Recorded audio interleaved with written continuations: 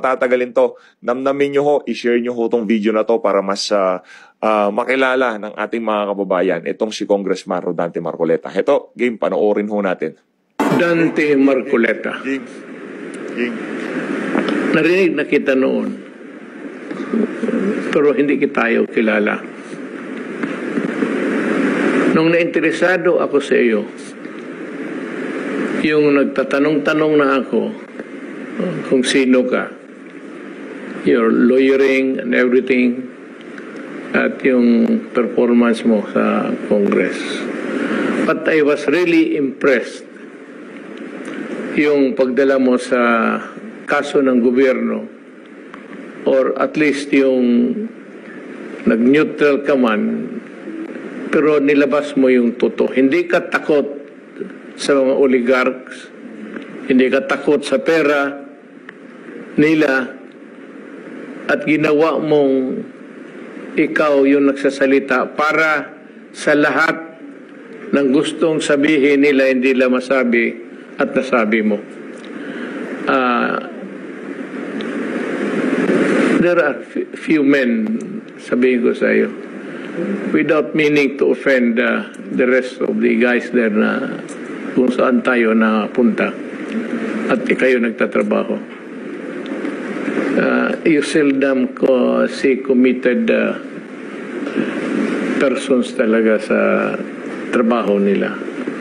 And I was said very much impressed by your behavior, performance, yung sinabi mo sa lahat.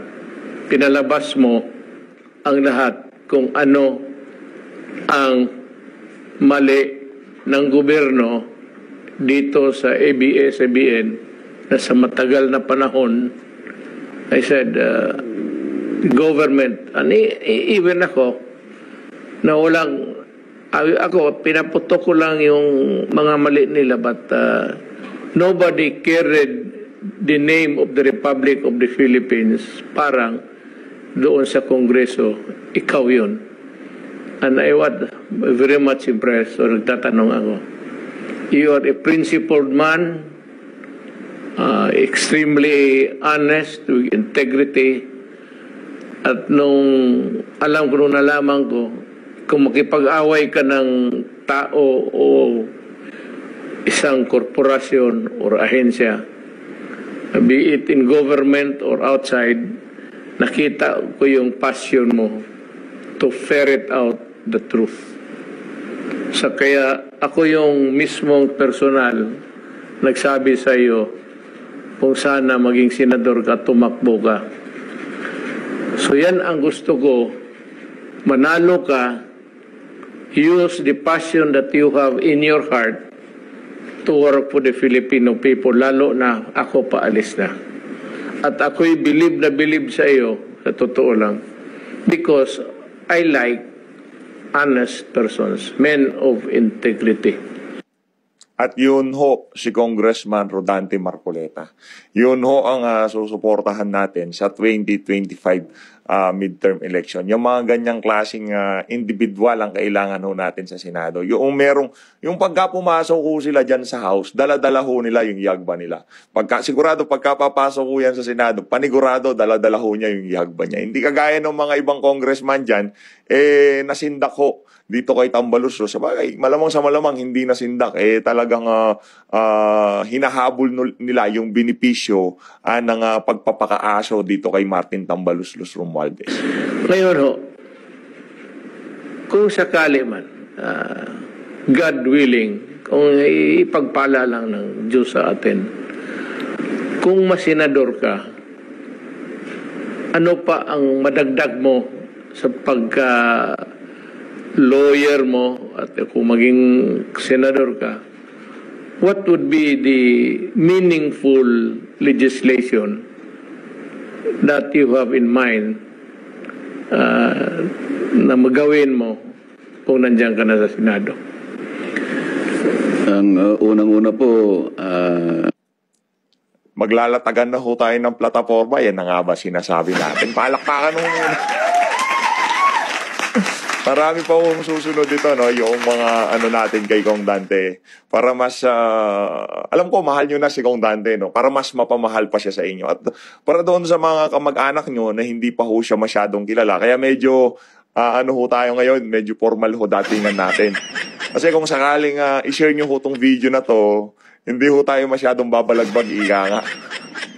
No, para sa mga mahal nyo sa buhay, ngayon ho, ilalatag ho ni Kong Dante kung ano yung mga plataforma niya noong 2022 at naniniwala tayo, karamihan dito sa mga plataforma na to, relevant pa rin ngayong mga panahon na to. Pakinggan ho natin ang sagot nitong si Kong Dante dito kay dating Pangulo Rodrigo Duterte. Ginoong Pangulo, ay nakita ko po yung nailatag ninyong magagandang programa. Ang nais ko po ay may pagpatuloy ang mga iyon. Unang-una na po yung ating infrastructure program na inyong naisulong. Nakita ko naman po talaga na sa panahon nyo lamang umabot yung 5.1% na ratio ng infrastructure spending sa ating GDP. GDP. Hindi po nangyari yun sa mahabang panahon. Matagal na po ako sa Kongreso, Mr. President, ngunit naglalaro lamang po sa 2% ng ating GDP ang nailalatag na infrastructure program. Napaka-importante po nun sapagkat kapag nailatag yung infrastructure backbone po ng ating bansa, alam naman po natin ma-attract ang investments. Hindi lamang dito sa bansa natin, lalong-lalo na po sa ibang mga bansa na pupunta sa ating bayan para dito magbukas ng maraming negosyo. At yun ang magiging simula kung paano natin mapapalago ang ating ekonomiya. Sa Makatwid, napakarami po rin yung nagawa at ang isa pa po, yung pundasyon ng ating pangkapayapaan, ating peace and order. Importante po rin yan sapagkat hinahanap din po, Mr. President, ng mga mamumuhunan yung stability ng isang bansa. Kapag magulo po yung bansa, hindi po ako maniniwala na talagang uunlad ito. Parang itong si Kong Dante nagsasalita siya at nakikita niya na nanonostra niya ang nangyayari niya yung mga panahon na to. Hindi aasenso ang bansa pagka walang stability. Ngayon, tanungin ko yung mga kababayan natin, meron ho bang stability dito sa administrasyon na to? Magkomento ho kayo sa baba. Pag-usapan natin. Ay inaasahan nating pagunlad. At nakita ko rin po yung pagmamalasakit nyo, i-reforma ang ating lipunan. Yung pagsasakit po ninyo na talagang labanan natin ang droga at ilagay sa matatag na pundasyon ng ating bansa. Pagmamalasakit ninyo kung paano naitawid ang bansa natin sa pandemya. Siguro nga po kung hindi tayo nabot ng pandemya, Mr. President, sa nakita kong paglakas ng ekonomiya natin, halos hindi tayo bumababa ng 7% per quarter. Talagang tinamaan lang po tayo ng pandemya, Mr. President. Kung hindi nga lang siguro dumating ito, nakita ko na siguro ang pinakamagandang antas ng ating ekonomiya. Gusto ko pong ipagpatuloy yun, Mr. President, at meron pa po akong nakita na kasi matagal na panahon po yung kuryente, yung pong presyo ng kuryente ay talagang mataas po. Hindi po natutupad yung layunin ng batas. Pagka 21 years ago, nakalagay po talaga affordable ang rates ng ating elektrisidad. Alam nyo anong tawag dyan, mga kababayan? Alam nyo anong tawag dyan sa winiwika na yan ni Kong Dante about sa ekonomiya. Linalatago niya stability. Ngayon, elektrisidad. Ang kursada niya na yan noong 2022. Ngayong 2024, yan pa rin ho ang krusada niya dyan sa House of Representatives. Ang tawag ho doon, consistency. Palakpakan ho natin itong si Kong Dante. Grabe. Galing.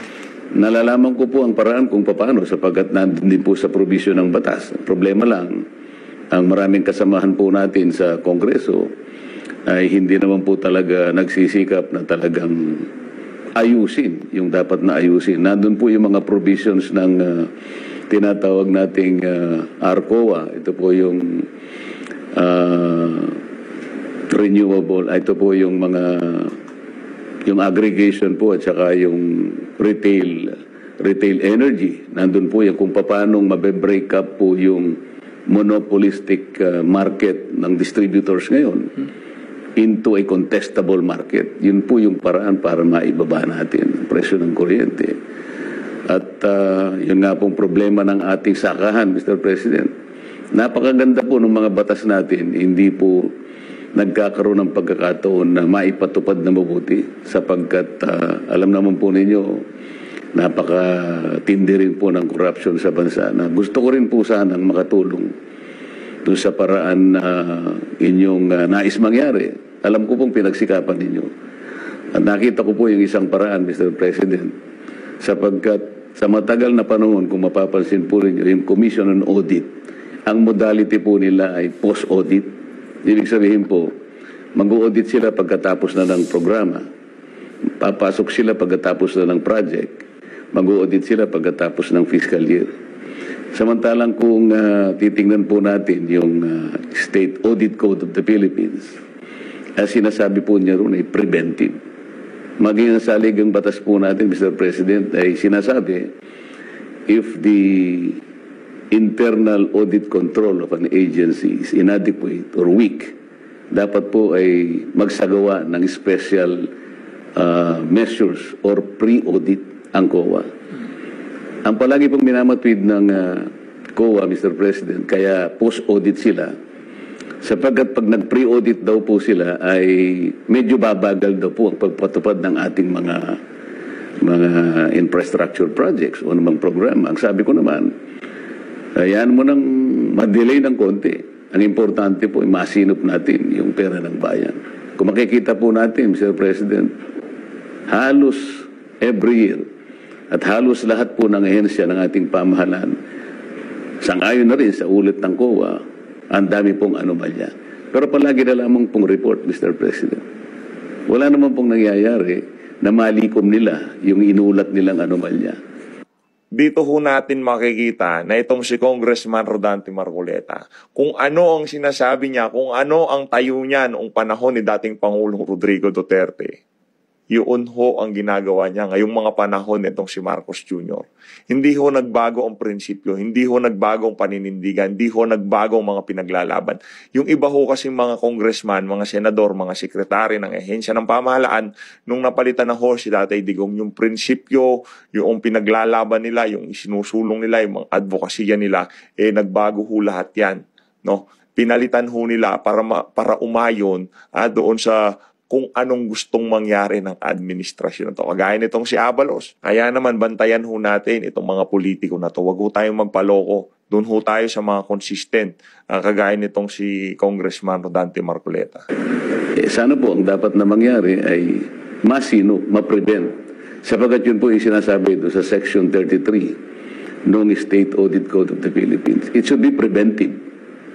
Hindi po dapat post-audit, dapat pre-audit. Yan po yung mga iba't ibang nais kong ayusin sana. Ang Department of Education, Mr. President, maaring sa ngayon ay alam na rin po ninyo sapagkat meron po tayong isang batas na nagawa natin 25 years ago. Sinasabi po doon ng DepEd, hindi na siyang dapat gumawa ng libro. Ang dapat na gumawa ng libro, mga private sector publishers, in order for us to develop a national book development industry para makapag-export tayo. Ito po yung batas, Republic Act 8047, kung hindi po ako nagkakamali. Pero hanggang ngayon, Mr. President, 25 years na po ang batas na yan. Pero hanggang ngayon, ayaw pa rin iwanan ng DepEd yung paggawa ng libro. Sa makatwid, sila po is in continuing contravention of the law itself. Kaya po hindi maayos-ayos sapagkat sila mismo nilalabag nila yung batas. Siguro po kung ako ang magkapalad po ako, ang palalakasin natin yung oversight function po talaga, yung totohanan at seryosong pagtingin at pag-aayos kung paano na-implement. Marami po tayong magandang batas, Mr. President, hindi lamang po talaga na ipatutupad ng maayos sapagkat kulang po tayo doon sa mga taong dedicated enough to look into these areas, Mr. President. Alam mo, sa totoo lang, ang kulang natin actually, sad to say, ang ginawa itong paramihan mga members ng Congress, Yes, alam mo na. Ito yung walang ginagawa at pumasok lang dyan, lalo na yung mga mayaman, bilyonaryo, may negosyo, simply to protect or enhance their finances sa pagkatao nila.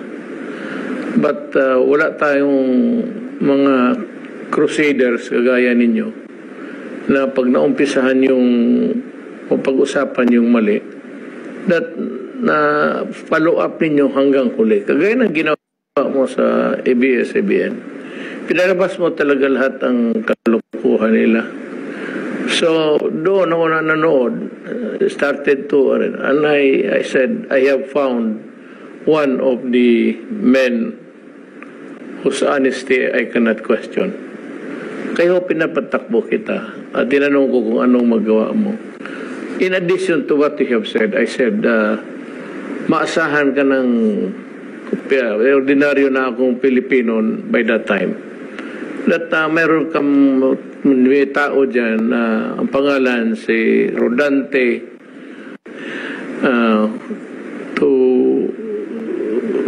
to help us in our campaign against corruption. Marami yung ano dyan na hindi umpisahan lang tapos nawala na pagkatapos. They do not even bother to ask yung ahensya na napuntahan. O ito si whatever, kung maawa nyo, Senador Marcoleta, saan, anong nangyari yung resolution namin na pinasa sa nawawalan in the maze of, sa karaming trabaho. Madali mawala yan. So, yung seal mo ng ni Rodante Marcoleta, doon ko nakita, na talagang pinupursigir mo hanggang to the end. And that is why ang CBN na-discover natin maraming mali at pwede talagang mahabol sila, and even sa back taxes and the falsification doon sa sinabi mo yung lupa na 4 hectares lang ba yun? It was made to appear when all in all it was 400 square meters or something. Yun. Doon dapat magpasalamat na Pilipino na inilabas mo yun at magbayad sila ng wastong buwis. So, para sa akin, kailangan natin kung marami kayong ganun ang asal sa buhay, maraming Rolante Marcoleta ang dapat nasa Senado. Pero kung may isa lang at mailagay ka doon, malaking bagay na yan at marami ka nang magawa. So para sa akin, dapat nandiyan ka sa Senado at sinabi ko sa mga tao, I said it before and I will say it again, yung Rodante Marcoleta na yan, kung hindi ninyo gawaing napakamalas na bansang ito. Galing na ho mismo yan kay dating Pangulong Rodrigo Duterte. Kaya pagka hindi ho natin napapanalo yung mama na yan, sobrang malas ho talaga sa sambayan ng Pilipino. Nakapagpanalo tayo ng bangag, pero hindi natin kayang papanalunin itong si Kong Dante. Pagtulong-tulungan ho natin to. I-share nyo ho yung mga video. Hindi lang ho yung sa atin. Hindi lang ho yung kay PH Update. Maging yung sa mga ibang mga vlogger na talagang sinusuportahan itong si Kong Dante. No? Hindi dahil mainit yung okay, game. Tuloy. Yung nandyan, mga negosyante, bilyonaryo, to protect their own interest. But wala kayong mga tao na gusto talagang magsilbi para sa tao. So, para sa akin, I will vote for you. I will ask the people to vote Marcoleta to the Senate so that he can be of use to the country. Yan ang appeal ko sa tao. Hindi sabihin na politika. Wala nga, hindi naman ito nagpapartido, nagpaparada dyan na anong klase-klase. But on his own, ginawa niya yung trabaho niya. And your one distinct episode ng buhay mo. Hindi naman talo ka o panalo, sa Diyos na yan. It's a destiny. Pero na may dumaang Dante Marcoleta dito sa Congress na ito.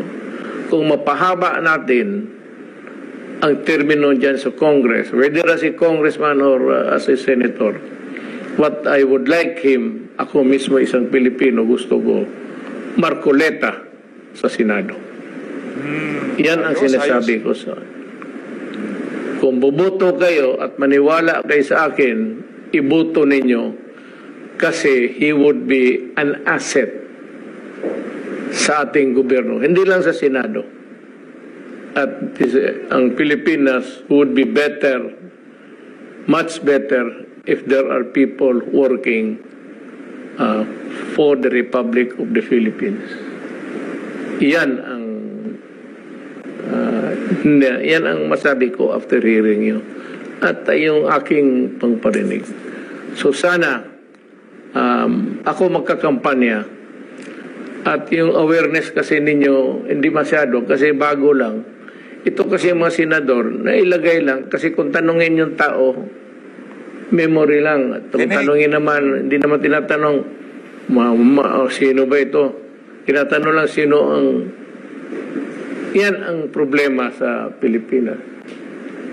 At tinatanong kayo, sino yung mga tao na magkapagbigay ng, kaligayahan sa Pilipinas na nagpo-protect talaga sa atin. Ang marinig kasi ninyo yung araw-araw, maririnig niyo sila, Senador. Ba't pakinggan ninyo ako? Kasi ito, kailangan dyan. More than anybody else dyan sa ano. Kalimutan mo na yung iba, wala naman talagang ginawa yan. Gusto ko nga sabihin, meron ba, pero ayaw ko kasi ayaw kong masira na baka inaangat kita sa parang senador using or at the expense of others. Hindi ako mag-ibang ng ibang kandidato. Ikaw lang mismo. Ang trabaho ko ngayon, hindi mag-atake ng mga mali ng kalaban. Wala akong, itong panahon ko ito para sa iyo lang. Vote for Marcoleta. The first name is Rodante. Baski Rodante siguro okay na yan. Pero Marcoleta, wala lang kayong ibig sabihin, Marcoleta. Marcoleta para sa bayan. Thank you, Mr. President. Salamat po. Ayun na nga mga kababayan, abangan nyo na lang ho yung susunod natin mga video na kung saan mas makikilala nyo pa ho itong ating... Ang aga naman yung PH. Akala ko bang sa anong palalabas yung mga... Hindi, labas na ho natin, no? Kasi nagdeklara na, yun lang naman ang condition natin, makakaasa ho kayo na marami pa ho kayong makikitang mga ganyang klaseng video para mas makilala niyo pa ho itong si Congressman Rodante Marcoleta. Maraming salamat ho sa